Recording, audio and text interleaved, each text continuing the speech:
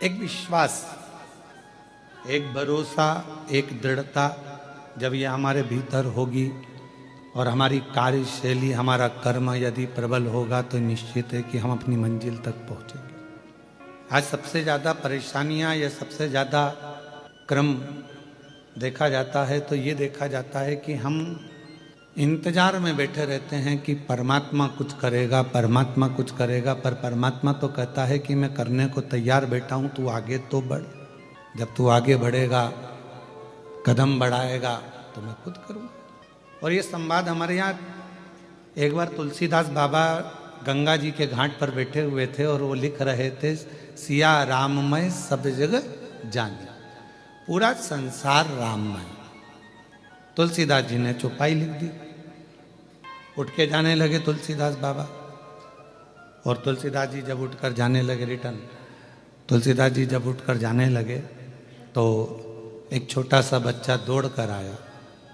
और छोटा सा बच्चा दौड़ कर आकर, बाहर का बढ़ रहा है अंदर का बढ़ा, छोटा सा बच्चा दौड़ कर आया और छोटा सा बच्चा दौड़ कर आकर कहता है, बाबा उधर से मत जाना, सामने से एक बेल आ रहा है और वो नंदी, वो वृषभ, वो बेल तुम्हें मार देगा, वो नंदी तुम्हें मार देगा, तुम उधर से मत जाओ, तुम उधर से बिल्कुल निकल कर मत जाना, नहीं तो वो नंदी तुम्हें मारेगा। इतने में तुलसीदास जी ने कहा, मैंने अभी हाल गंगा जी के तट पर चौपाई लिखी कि सिया राममय सब जग जानी, सब में राम समाया है तो नंदी मुझे मार नहीं सकता, क्योंकि उसमें भी राम है, उसमें भी भगवान है। मैं तो जाऊंगा, चले।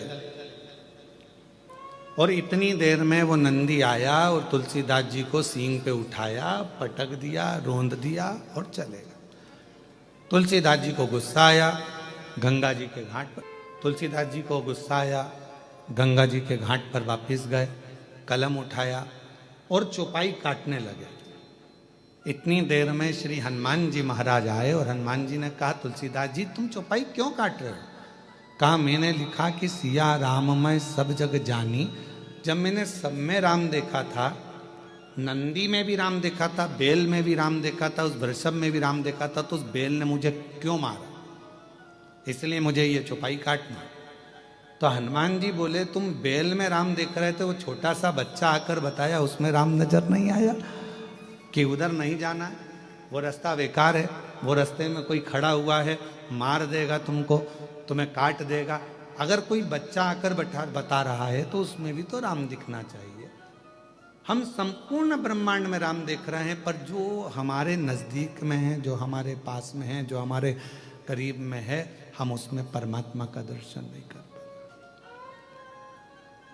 पितृपक्ष चल रहा है, श्राद्ध चल रहा है, हम पितरों में भगवान देख रहे हैं जो चले गए,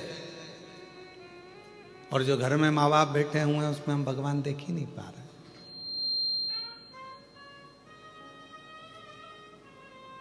हम संपूर्ण जगत में परमात्मा को देख रहे हैं, पर अपने घर में जो लोग रह रहे हैं, अपने घर में जेठानी रह रही है, देवरानी रह रही है, देवर रह रहा है, जेठ रह रहा है, ससुर रह रहे हैं, सास रह रहे हैं, माता रह रही है, पिता रह रहे हैं, बहन रह रही है, भाई रह रहे हैं, जो हमारा कुटुंब रह रहा है, जो हमारा परिवार रह रहा है, वो सब परमात्मा का ही तो एक स्वरूप है। हम उसमें तो हमारे ईश्वर को देख ही नहीं पा रहे, हम परमात्मा को उसमें देख ही नहीं पा रहे। सब में हम भगवान को देखें, पर जो अपने करीब में है, अपने नजदीक में, हम उससे वंचित हैं, उसमें परमात्मा को देखने से वंचित हैं।